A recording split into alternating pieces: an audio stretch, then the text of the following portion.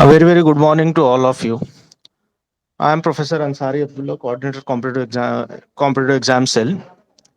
On the behalf of MGB's Arts, Commerce and Science College, Malegaon City, I welcome all of you in this program on UGC NET Guidance Program.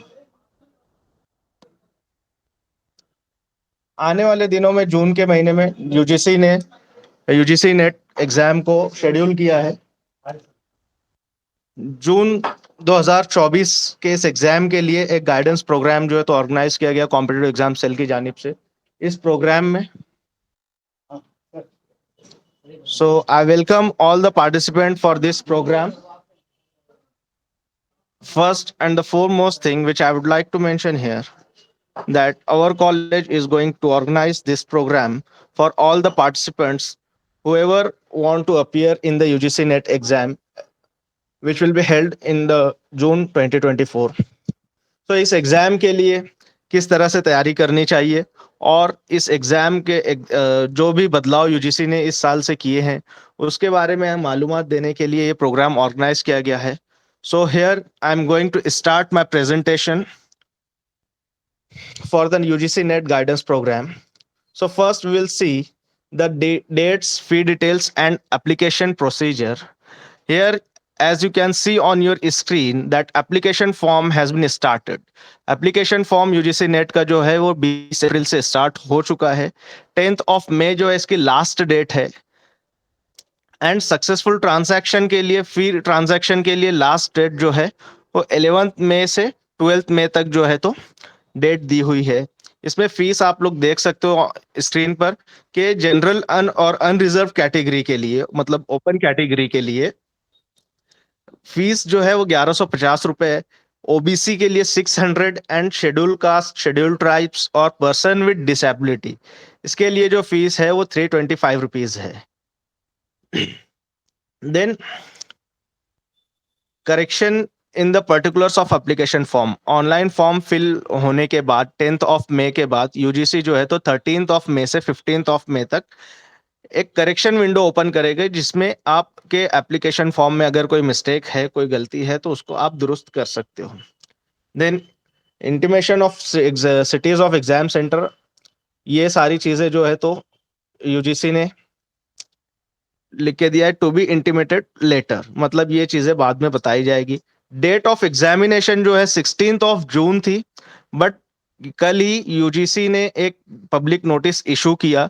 उसमें UGC ने ये दिखाया कि 16 जून को जो है UPSC के प्रीलिम्स एग्जाम्स हैं, उसकी वजह से यूजीसी ने जो नेट एग्जाम है वो 2 दिन के लिए पोस्टपोन किया है और अब जो एग्जाम की जो डेट फाइनल की गई है वो 18th ऑफ जून है। ये आप लोग देख सकते हो, ये नोटिस कल यूजीसी ने जो है तो इशू की है, रिशेड्यूल किया है एग्जाम को। अर्लियर डेट जो दी गई थी वो 16 जून 2024 थी, बट इसको जो है तो रिशेड्यूल किया गया है 18th जून 2024 के लिए। ये रिशेड्यूल किया गया है, ये कल ही ये नोटिस जारी की गई है। देन विल सी अब यूजीसी नेट है किस लिए, इस एग्जाम के क्वालिफिकेशन से क्या बेनिफिट होने वाला है। इसमें कुछ हद तक जो है तो बदलाव किए गए। अभी तक इसमें सिर्फ 2 ऑप्शंस होते थे कि junior research fellowship and appointment as assistant professor. As you can see on your screen, UGC NET is a test determine the eligibility of Indian nationals for award the junior research fellowship and appointments as assistant professor। पहले सिर्फ ये 2 चीजों के लिए जो है तो UGC NET का क्वालिफिकेशन मैटर करता था कि आपको पीएचडी के लिए जेआरएफ भी मिल सकती है और आप असिस्टेंट प्रोफेसर के लिए ऑल ओवर इंडिया किसी भी हायर एजुकेशन इंस्टीट्यूशन में आप एज असिस्टेंट प्रोफेसर अपॉइंट हो सकते हो। But this time UGC has change it and they have provide us one more option, that is PhD admission. अब इसमें जो है तो appointment as assistant professor and admission to PhD, ये 2 option भी आप चूज कर सकते हो। And admission to PhD only, मतलब यूजीसी नेट का क्वालिफिकेशन आप उसमें सिर्फ एक ऑप्शन भी चूज कर सकते हो कि नेट के जरिए हमको only I want to admit in PhD course. ये ऑप्शंस जो है तो यूजीसी ने ओपन किया है। इसके ऊपर नेक्स्ट स्लाइड में आप लोग देखोगे कि कैटेगरीज कैसे डिवाइड की गई है.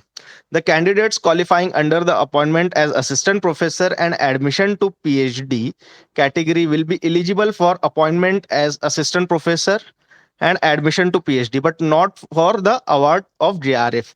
अब जो कैंडिडेट्स फॉर्म फिल करते वक्त appointment as assistant professor and admission to PhD की कैटेगरी को सिलेक्ट करेंगे तो उनको सिर्फ उसी का बेनिफिट मिलेगा, उनको जूनियर रिसर्च फेलोशिप जो है तो नहीं मिल सकती, चाहे उनका स्कोर कितना भी हाई हो या वो जेआरएफ के कैटेगरी में उनका स्कोर क्यों ना जाता हो, उनको जेआरएफ नहीं सैंक्शन होगी. Then the candidate qualifying under admission to PhD only category will be eligible for the PhD not for the JRF. अब जो स्टूडेंट्स फॉर्म फिल करते वक्त ओनली एडमिशन टू पीएचडी का ऑप्शन सिलेक्ट करेंगे उनको भी जेआरएफ जो जेआरएफ जो है वो सैंक्शन नहीं होगा, ना ही वो असिस्टेंट प्रोफेसर के लिए एलिजिबल होंगे, बिकॉज उन्होंने सिर्फ एडमिशन एप्लीकेशन फॉर्म फिल करते वक्त अगर एडमिशन टू पीएचडी का ऑप्शन सिलेक्ट किया है तो. Then the eligibility will be determined in the following. अब ये 3 कैटेगरी है. फॉर्म फिल करते वक्त आपके पास 3 ऑप्शंस होंगे, JRF, assistant professor and PhD admission. अब आप चाहो तो इसमें से तीनों ऑप्शंस को सिलेक्ट कर सकते हो. ये ऑप्शंस के सिलेक्शन जो है तो मैटर करेगा, जो आपका सर्टिफिकेट आएगा उस पर आप मेंशन होगा कि आप किसके लिए एलिजिबल हो.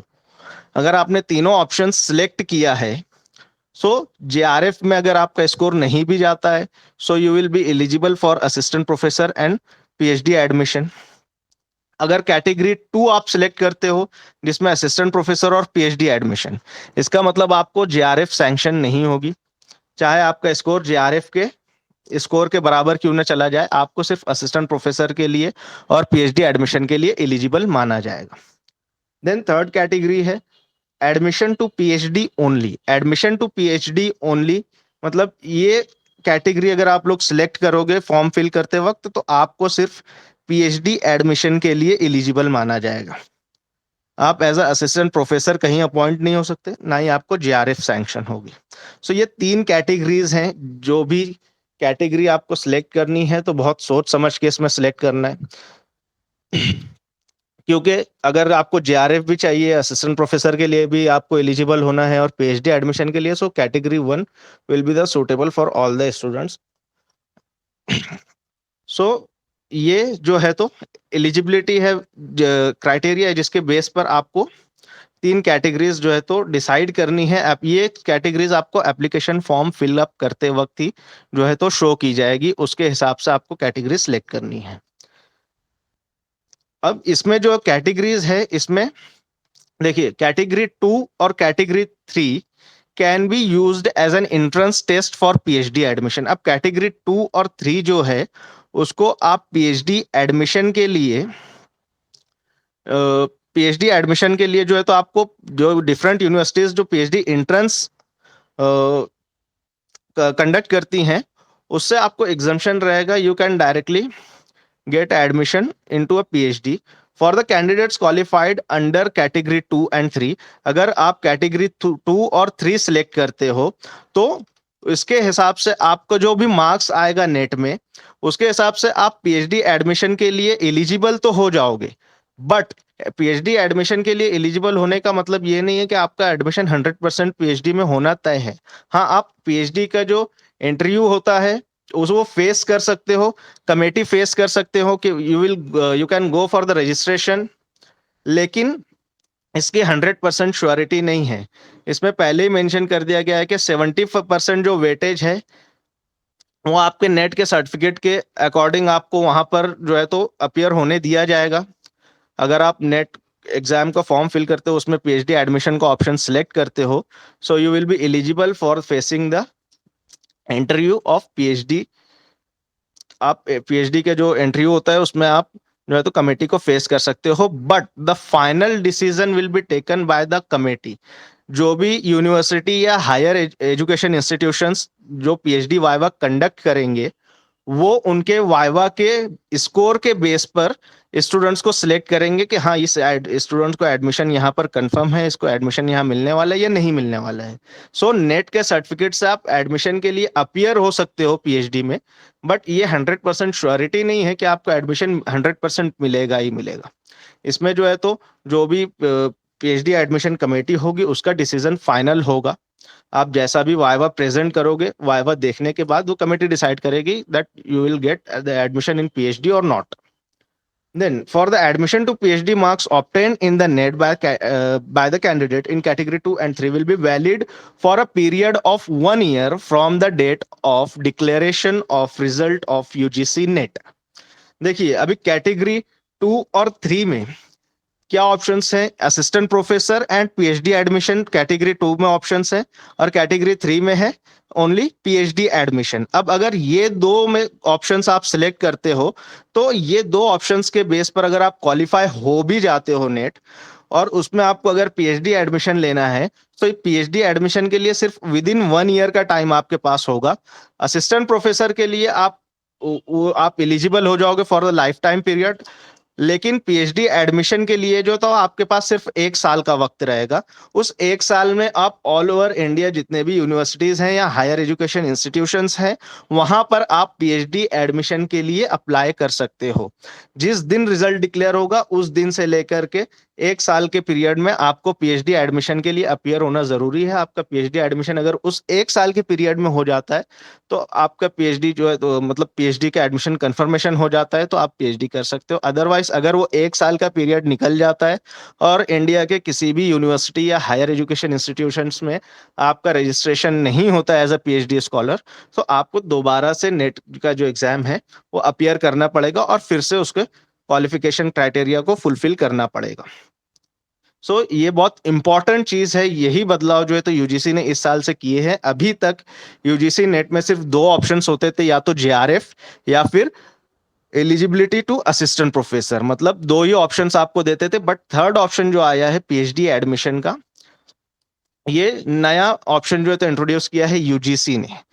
इस ऑप्शन को सिलेक्ट करने से आप ये होगा कि जो भी पीएचडी एंट्रेंस होते हैं डिफरेंट यूनिवर्सिटीज और हायर एजुकेशन इंस्टीट्यूशंस की तरफ से, वो पीएचडी एंट्रेंस आपको फेस नहीं करना पड़ेगा। बट अगर आप पहली कैटेगरी इसमें सिलेक्ट करते हो जिसमें GRF, assistant professor and PhD admission, category 1 के लिए जो भी स्टूडेंट कैटेगरी 1 के लिए अप्लाई करेगा, जो तीनों ऑप्शन सिलेक्ट करेगा, उस स्टूडेंट का जो नेट का क्वालिफिकेशन सर्टिफिकेट होगा, उसका स्कोर असिस्टेंट प्रोफेसर में होगा, तो वो लाइफ टाइम के लिए एज असिस्टेंट प्रोफेसर के लिए एलिजिबल हो जाएगा जॉब के लिए, प्लस पीएचडी एडमिशन के लिए भी एलिजिबल हो जाएगा।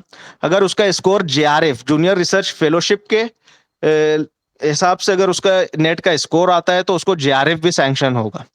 कैटेगरी 1 अगर सिलेक्ट करते हो, तो इसका जो सर्टिफिकेट होगा वो जो है तो लाइफ टाइम के लिए एलिजिबल हो जाओगे असिस्टेंट प्रोफेसर और पीएचडी एडमिशन दोनों के लिए। और अगर स्कोर जेआरएफ के लेवल का जाता है, तो आपको जेआरएफ भी सैंक्शन हो सकती है। कैटेगरी 1 के लिए कोई प्रॉब्लम नहीं। अगर कैटेगरी 1 सिलेक्ट करते हो, तो आपका सर्टिफिकेट लाइफ टाइम आपके काम आएगा, जॉब के लिए भी, पीएचडी एडमिशन के लिए भी। बट कैटेगरी 2 और 3 का ऑप्शन अगर आप सिलेक्ट करते हो इसमें, तो पीएचडी एडमिशन के लिए आपके पास सिर्फ 1 साल का अरसा रहेगा। उस 1 साल के वक्फे में आपको अपना एडमिशन कंफर्म करना होगा किसी भी यूनिवर्सिटी में। Then the result of NET will be declared in percentile along with the marks obtained by a candidate to utilize the marks for admission to PhD। जो भी रिजल्ट डिक्लेयर होगा उसमें percentile score भी रहेगा और marks भी दिया रहेगा, और यही स्कोर जो है तो पीएचडी एडमिशन के लिए यूज होगा। अब अभी तक 2018 से यूजीसी ने जो है तो नेट एग्जामिनेशन को ऑनलाइन मोड पर कंडक्ट कर रहा था, but this time it will be conducted on OMR based mode only. मतलब ये ऑफलाइन एग्जाम होगा, ओएमआर शीट पर ये एग्जाम होगा। इसके जो एग्जाम पैटर्न्स है पहले की ही तरह है। फर्स्ट जो पेपर 1 होगा वो उसमें 50 क्वेश्चंस होंगे, 100 मार्क्स के लिए होगा। पेपर 2 जो होगा वो 100 क्वेश्चंस होंगे, 200 मार्क्स के लिए। आपको 3 घंटे मिलेंगे for all the questions, and all questions will be compulsory.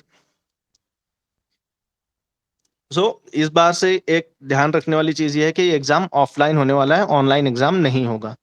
Then marking schemes, each questions will carry 2 marks For each correct response, candidate will get 2 marks. There is no negative marking for incorrect response. अगर आपका कोई question गलत भी होता है तो उसके लिए नेगेटिव मार्किंग अभी तक इंट्रोड्यूस नहीं की गई है यूजीसी नेट में. No marks will be given for the question unanswered unattempted, mark for review. कोई भी क्वेश्चन अगर आप अटेम्प्ट नहीं करते हो तो किसी भी सूरत में आपको उसकी मार्क्स जो है तो नहीं मिलेंगे. To answer a question the candidate needs to choose one option as a correct option. आपको एक करेक्ट ऑप्शन जो है तो 4 ऑप्शंस दिए हुए होते हैं, उसमें से एक करेक्ट ऑप्शन आपको चूज करना होता है. If a question is found to be incorrect, अगर कोई क्वेश्चन ऐसा होता है जो इनकरेक्ट हो, इनकरेक्ट इन द सेंस या तो वो क्वेश्चन के जो 4 ऑप्शंस होंगे, हो सकता है कि वो चारों में से 2 या 3 ऑप्शंस उसके सही हो. मतलब उस क्वेश्चन का आंसर अगर आप देखने जाओगे तो आपको लगेगा ये पहला को ऑप्शन भी सही है, दूसरा ऑप्शन भी सही है. तो अगर ऐसा कोई क्वेश्चन यूजीसी की तरफ से फ्रेम हो जाता है कि जिसके ऑप्शंस में दोनों ही ऑप्शंस उसका करेक्ट आंसर बन जाते हैं, तो ऐसी सूरत में क्या होगा कि आपको वो मार्क्स जो है तो अवार्ड कर दी जाएगी, 2 मार्क्स आपको मिल जाएगी. बट उसकी शर्त ये है कि वो क्वेश्चन अगर आप अटेम्प्ट किए हुए हो तो. अगर वो क्वेश्चन गलत है, अगर उसमें जो भी मल्टीपल ऑप्शंस अगर करेक्ट आ जाते हैं और अगर आपने वो क्वेश्चन अटेम्प्ट नहीं किया है तो उसके मार्क्स आपको नहीं मिलेंगे. If a question is found to be incorrect, the question is dropped, then 2 marks will be awarded to only those candidates who have attempted the questions. देखिए कोई भी क्वेश्चन अगर इनकरेक्ट फ्रेम हो जाता है, मतलब क्वेश्चन ही गलत बन गया, तो उसके मार्क्स जो है तो डायरेक्टली 2 मार्क्स अवार्ड हो जाते हैं कैंडिडेट को. लेकिन कौन से कैंडिडेट्स को? जो कैंडिडेट उस क्वेश्चन को अटेम्प्ट करेगा. अगर कोई कैंडिडेट उस क्वेश्चन को अटेम्प्ट नहीं करता है और अगर वो क्वेश्चन गलत भी है तो उसके मार्क्स उसको नहीं मिलेंगे. There will be no negative marking. यहाँ पर कोई भी नेगेटिव मार्किंग जो है तो इंट्रोड्यूस नहीं की गई है और कैंडिडेट को कोई भी एक करेक्ट ऑप्शन जो है तो चूज करना होगा. अगर एक से ज्यादा ऑप्शंस आप सिलेक्ट करते हो तो उसमें आपको उसके मार्क्स जो है तो नहीं मिल सकते. Then eligibility criteria. आप देखिए नेट अपीयर करने के लिए क्या एलिजिबिलिटी होनी चाहिए, तो आपको जो भी मास्टर डिग्री है उसमें 55% मार्क्स जो है तो स्कोर करना चाहिए. ये किनके लिए है?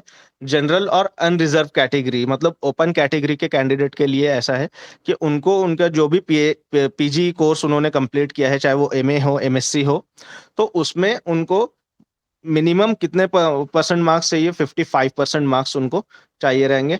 इसके लिए इसके अलावा ओबीसी के लिए जो है, ओबीसी एससी एसटी के लिए मिनिमम कितने मार्क्स चाहिए? 50% मार्क्स. मतलब 50% भी अगर पोस्ट ग्रेजुएशन में स्कोर किया है तो वो नेट के एग्जाम में अपीयर हो सकते हैं. और कोई कैंडिडेट अगर मास्टर्स डिग्री परसीव कर रहा है, अगर ऑनगोइंग है, रिजल्ट अवेटेड है, तो वो भी इस एग्जाम को जो है तो अपीयर हो सकता है. बट कौन से स्टूडेंट्स? जो स्टूडेंट्स पोस्ट ग्रेजुएशन के फाइनल ईयर में होंगे वो लोग इसको अटेम्प्ट कर सकते हैं.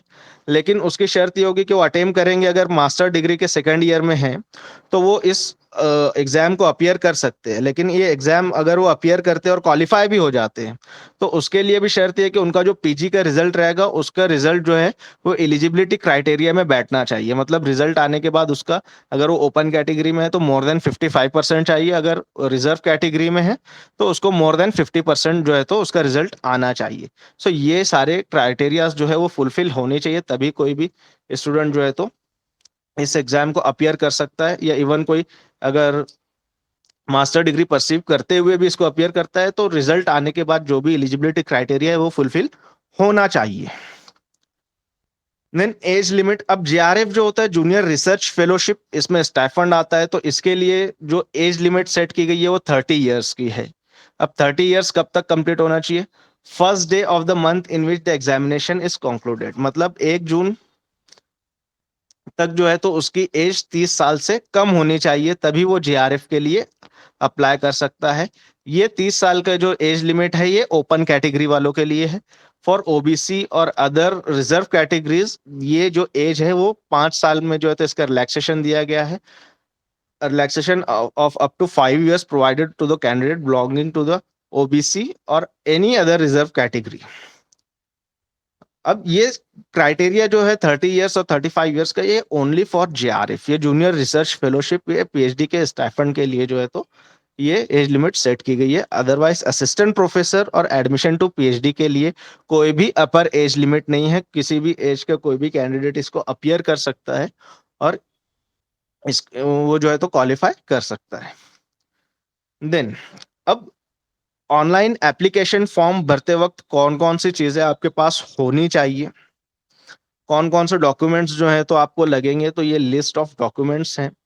कॉपी ऑफ बोर्ड और university certificate for candidate's name, mother's name, father name, date of birth, ये सारी चीज़ों के लिए कोई भी आपका जो एसएससी, एचएससी या कोई भी यूजी, पीजी का जो भी मार्कशीट होगी वो चाहिए होगी। उसके बाद टाइप ऑफ आइडेंटिफिकेशन, आपका आधार कार्ड हो गया, वोटर आईडी हो गया या कोई भी गवर्नमेंट का आईडी प्रूफ, जिसमें पासपोर्ट हो सकता है, आधार कार्ड नंबर हो गया, वोटर आईडी नंबर हो गया या अदर गवर्नमेंट आईडी जो होते हैं, पैन कार्ड हो गया, तो उसका नंबर जो है तो आइडेंटिफिकेशन नंबर जो है तो आपको लगेगा ये फॉर्म फिल करते वक्त। फिर उसके बाद क्वालिफाइंग डिग्री सर्टिफिकेट और लास्ट सेमेस्टर मार्कशीट। अगर कोई कैंडिडेट जो है तो पीजी कंप्लीट कर चुका है तो उसके पीजी की जो फाइनल मार्कशीट है वो लगेगी।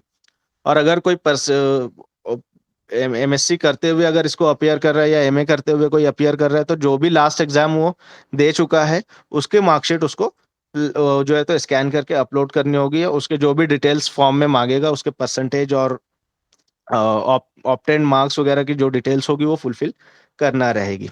फिर आपका मेल एड्रेस, ईमेल आईडी लगेगा, परमानेंट एड्रेस लगेगा विथ पिन कोड। फिर आपके पास 4 ऑप्शंस होंगे सिटीज़ सिलेक्ट करने के लिए कि आपको कौन से सिटीज़ में आप एग्ज़ाम देना आपके लिए आसान होगा। तो 4 सिटीज़ आप सिलेक्ट कर सकते हो जहाँ पर ये एग्ज़ाम कंडक्ट होंगे। फॉर्म फिल करते वक़्त ड्रॉप डाउन लिस्ट आएगी, उसमें सिटीज़ के नेम होते हैं, उसमें से आप देख लो आपके जो भी नियर बाय प्लेसेस होंगे, वो सिटीज़ को आप सिलेक्ट कर सकते हो। तो इसमें आपके पास 4 ऑप्शंस होते हैं। फिर उसके बाद आपको फॉर्म फिल करते वक्त एक चीज ध्यान रखना होगा कि सब्जेक्ट ध्यान से सिलेक्ट करना है। जो भी आपका पोस्ट ग्रेजुएशन का स्पेशल सब्जेक्ट होगा, चाहे वो history, geography, politics, social science का या कोई भी ब्रांच का आपका सब्जेक्ट होता है, तो उसको आपको फॉर्म फिल करते वक्त ध्यान से सिलेक्ट करना है। फिर अगर आप इकोनॉमिकली वीकर सेक्शन से बिलोंग करते हो या पर्सन विद डिसेबिलिटी है, तो उसके लिए आपका जो है तो सर्टिफिकेट चाहिए रहेगा इफ एप्लीकेबल। अगर आप उस चीज से बिलोंग करते हो, जैसे ईडब्ल्यूएस है या पर्सन विद डिसेबिलिटी है, तो उनको वो सर्टिफिकेट्स जो है तो लगेंगे। उसके बाद आपके ईमेल आईडी, मोबाइल नंबर लगेगा। और उसके अलावा स्कैन इमेजेस इन जेपीजी और जेपीजी फॉर्मेट। अब स्कैन इमेजेस में आपको सिग्नेचर स्कैन की हुई अपलोड करनी होती है और पासपोर्ट साइज फोटो जो है वो अपलोड करना होता है। सो ये इंस्ट्रक्शन है for filling the online application form of UGC NET. Then documents to be brought to the examination centre. अब कौन से डॉक्यूमेंट्स हैं जो आपको एग्जामिनेशन सेंटर पर लेकर जाने हैं? तो इसमें सबसे पहले तो आपके पास प्रिंटेड कॉपी होनी चाहिए एडमिट कार्ड की। उसके बाद 1 passport size photo, same as uploaded on the same as uploaded on the online application. जो भी पासपोर्ट साइज फोटो आप एप्लीकेशन फॉर्म फिल करते वक्त अपलोड करोगे, सेम पासपोर्ट साइज फोटो आपके पास होना चाहिए। वो एग्जामिनेशन सेंटर पर आपको लगेगा। जो एग्जामिनेशन सेंटर पर अटेंडेंस शीट दी जाती है, उस अटेंडेंस शीट पर आपको वो फोटो पेस्ट करना होता है। तो ये एक चीज ध्यान रखना है कि पासपोर्ट साइज फोटो जो होगा वो सेम होना चाहिए जो आप एप्लीकेशन फॉर्म पर अपलोड करोगे। और इसके साथ आपके पास एक आईडी प्रूफ होना चाहिए। आधार कार्ड हो गया, driving licence, PAN card, passport या कोई भी गवर्नमेंट आईडी जिससे आपकी आइडेंटिटी में जो है तो आइडेंटिटी प्रूफ के लिए आपको कोई भी एक डॉक्यूमेंट चाहिए रहेगा, तो वो भी आपको साथ में रखना है। फिर अगर आप पर्सन विद डिसेबिलिटी अगर कोई कैंडिडेट है उसके साथ, तो उसको भी उसका सर्टिफिकेट रखना पड़ेगा। कोई भी कॉम्पिटेंट अथॉरिटी के से वो सर्टिफिकेट इशू करवा कर लेना पड़ेगा।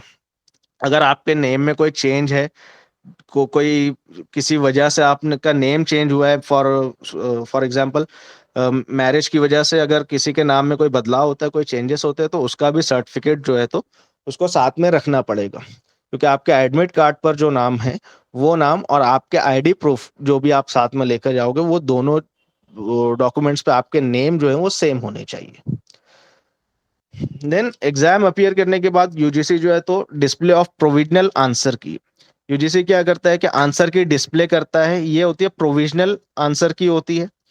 इसमें जो है तो आपके पास ऑप्शंस होता है, आप आंसर कीज चेक कर सकते हो।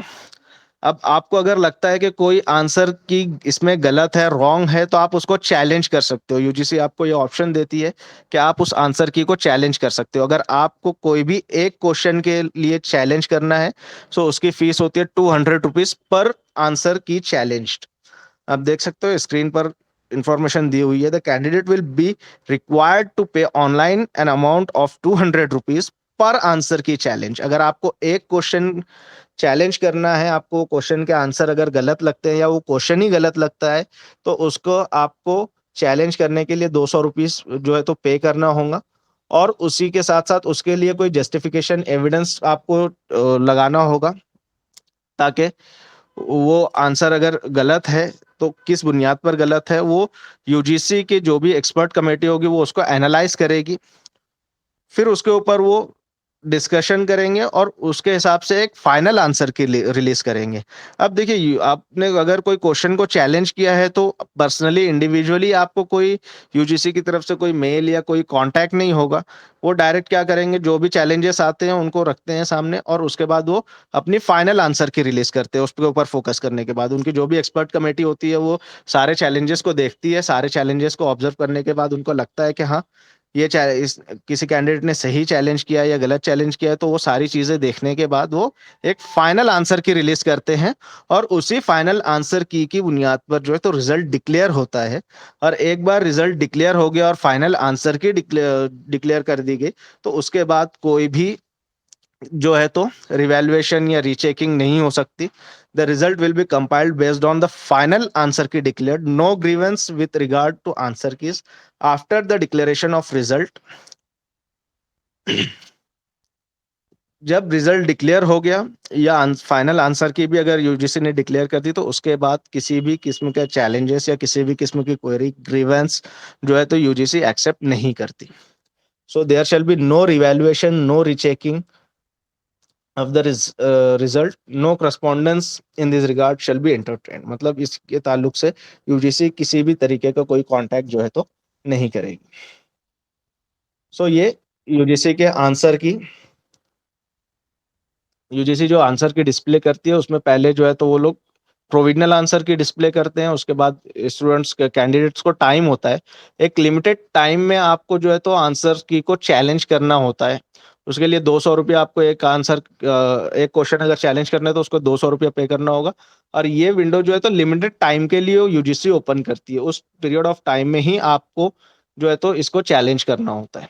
और एक बार आपने चैलेंज कर दिया, यूजीसी ने फाइनल आंसर की दे दी, रिजल्ट डिक्लेयर कर दिया, उसके बाद कोई भी किसी भी तरीके का ग्रीवेंस या रीचेकिंग आप नहीं करवा सकते।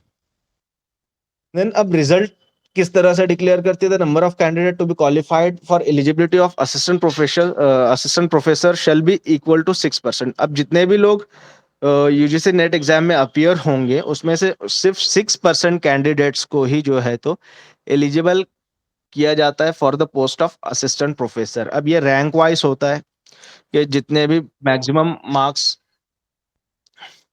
जिनके होते हैं वो लोग जो है तो इसके लिए एलिजिबल होते हैं। लेकिन जितने भी कैंडिडेट इसमें अपीयर होंगे उनका 6%, मतलब उस 6% में जिस जिन जिन के कैंडिडेट का स्कोर आएगा वही कैंडिडेट्स जो है तो इस एग्जाम के लिए क्वालिफाई होंगे। The total slot shall be allocated to different categories as per the reservation policy of government of India. अब उसमें बहुत सारे स्लॉट्स होते हैं, जैसे 6% में से भी कुछ परसेंट ओपन कैटेगरी के लिए होगा, कुछ ऑन एंड अराउंड 27% जो है तो ओबीसी कैटेगरी के लिए होता है, एससी एसटी के लिए 15% होता है। तो ये 6% में से भी स्लॉट्स जो है तो अलोकेटेड होते हैं। तो उस बेसिस पर जो है तो रिजल्ट डिक्लेयर किया जाता है।